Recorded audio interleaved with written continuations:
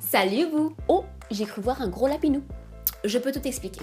Si je commence cette vidéo aujourd'hui dans mon onesie, donc dans mon pyjama une pièce version lapin, c'est pour une très bonne raison, je vous l'assure, parce que je vais vous parler du sommeil. Il y a environ un mois, je vous ai filmé une vidéo, enfin un petit sketch assez rigolo, en tout cas moi je me suis bien marrée à le filmer, sur mes nuits d'insomnie. En lisant vos commentaires, je me suis rendu compte qu'il y en avait pas mal d'entre vous qui me disaient « Je me reconnais dans ce que tu dis, moi aussi ça m'arrive de passer des nuits d'insomnie, de passer des nuits blanches. » Alors certes, il y a certains passages dans la vidéo qui sont carrément revisités, exagérés, mais ça n'empêche pas qu'il fut un temps, dans ma jeunesse qui commence très gentiment à m'abandonner, où je passais minimum 3 voire 4 nuits d'insomnie par mois. Et avec le temps, je me suis rendu compte que c'était tout simplement parce que j'avais de mauvaises habitudes. Et donc en modifiant quelques habitudes, en prenant une nouvelle routine, j'ai carrément réussi à changer ma façon de dormir et je n'ai presque plus d'insomnie. Aujourd'hui, je pense que je dois en avoir 3 par année de vraies insomnies, de vraies nuits blanches, et en général c'est pendant la pleine lune. Dans cette vidéo, je vais donc partager avec vous mes 5 plus gros conseils pour bien dormir, et si vous aussi vous en avez, n'oubliez pas de les mettre en commentaire. Du sport, tu feras. Ça se sait et c'est même prouvé que les gens qui font une activité physique quotidienne ont moins de problèmes d'insomnie. Je vous conseille donc de faire un peu de sport tous les jours, pas forcément 1 heure, 2 heures, 3 heures, voilà, pas besoin de se tuer, mais voire même 30 minutes par jour, ça suffit. Et si on n'arrive pas tous les jours, un jour sur 2, ça va très bien aussi. L'important c'est d'avoir une régularité et de se dépenser, de bouger, de transpirer. Je vous ai fait une vidéo routine sport on the go, donc quand je suis en voyage, quand je suis pas à la maison, je vous la mettrai en barre d'infos si ça vous intéresse. Par contre, attention, c'est bien de faire du sport, mais il faut pas en faire trop tard dans la journée parce que c'est un excitant. Et après la phase « J'en peux plus, je suis morte, je suis au bout de ma vie », arrive la phase « Je suis fraîche, je suis en pleine forme, je suis motivée ». Du yoga, tu feras. Si vous n'êtes pas du tout sportif ou si vous n'avez tout simplement pas le temps d'exercer une activité physique, je vous conseille vraiment d'essayer de prendre 15-20 minutes pour pouvoir faire du yoga. Alors il y a vraiment plein de types de yoga. Il y a du yoga sportif, du yoga pour se muscler, du yoga pour je sais pas quoi.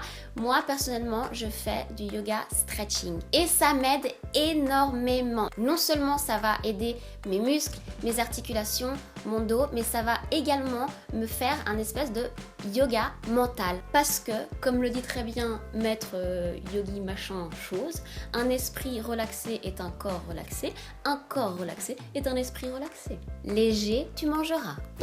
Notre corps n'est pas fait pour digérer la nuit, c'est pourquoi il est important de 1. De ne pas manger trop tard et de 2. De manger léger. Attention, ça ne veut pas dire que je vais manger une feuille de salade et un cornichon, mais j'évite les repas trop copieux, trop riches en protéines, etc. Vu qu'on essaie de manger relativement tôt et qu'avant d'aller se coucher, il peut rester entre 3 et 4 heures, qu'est-ce qui se passe? On a un sacré petit creux. Avant d'aller me coucher, j'ai toujours faim et je me fais très souvent un petit encas, ma banane. Alors je vous rassure, je la mange pas toujours comme ça. J'adore aussi me la couper en petites rondelles et la saupoudrer de cannelle, c'est tellement bon et on a l'impression de l'avoir plus. Avec mon petit encas nocturne, je me prépare, telle une mamie idéale, une petite tisane. J'adore les tisanes, j'en ai plein. Je fais carrément une collection et dès qu'il y a écrit bonne nuit, relaxation, camomille, infusion, elle est pour moi. Personnellement, les tisanes, ça m'aide vraiment à me relaxer, donc à m'endormir.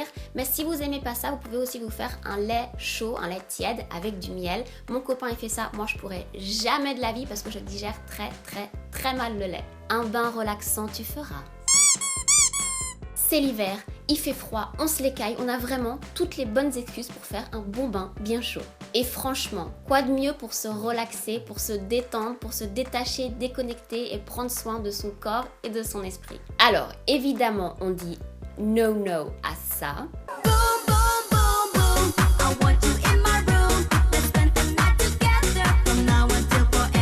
Et on dit yes à ça.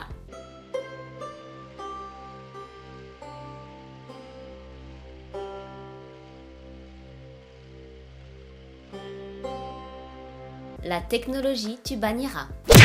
Je sais, je vous en demande un peu trop. C'est certainement la chose la plus dure à faire, mais il faudrait vraiment essayer d'éviter toutes sortes de technologies. Téléphone portable, donc réseaux sociaux, Facebook, Instagram et tutti quanti. Télévision, ordinateur, donc YouTube. Et pourquoi donc? Premièrement, parce que la lumière artificielle, ça excite. Deuxièmement, parce qu'on a plus de facilité à se perdre dans le temps, à oublier qu'on doit aller se coucher. On commence une discussion sur Facebook, sur WhatsApp, on commence à flirtouiller avec son chéri d'amour. On regarde un épisode de Gossip Girl, puis 2 épisodes de Gossip Girl, puis 3 épisodes de Gossip Girl, 7 épisodes de Gossip Girl. Si vous y arrivez, je vous conseille vraiment d'éteindre vos appareils avant d'aller vous coucher, avant de vous mettre au lit, et plutôt, je sais pas, lisez un livre. Par contre, même si vous décidez de lire un bouquin ou un magazine ou autre, évitez de le faire dans le lit. En fait, le lit, dans nos habitudes corporelles et mentales, il devrait être destiné que à une seule chose, voire 2. Donc entre autres dormir, comme ça, quand on se met dans le lit sous les couvertures, notre inconscient comprend que c'est l'heure d'aller se coucher. Voilà mes chippies, c'est tout pour mes top 5 conseils pour bien dormir. Alors évidemment il y en a des autres comme essayer de ne pas faire la grasse mat le samedi et le dimanche, avoir une routine régulière et se lever plus ou moins à la même heure. Mais ça à mon avis ça sert absolument à rien que je le dise parce que ça va rentrer par ici et ça va ressortir par là. N'oubliez pas de me dire en commentaire vos conseils pour bien dormir, ce qui a marché pour vous. Et en attendant la prochaine, on se retrouve sur les réseaux. Mouah.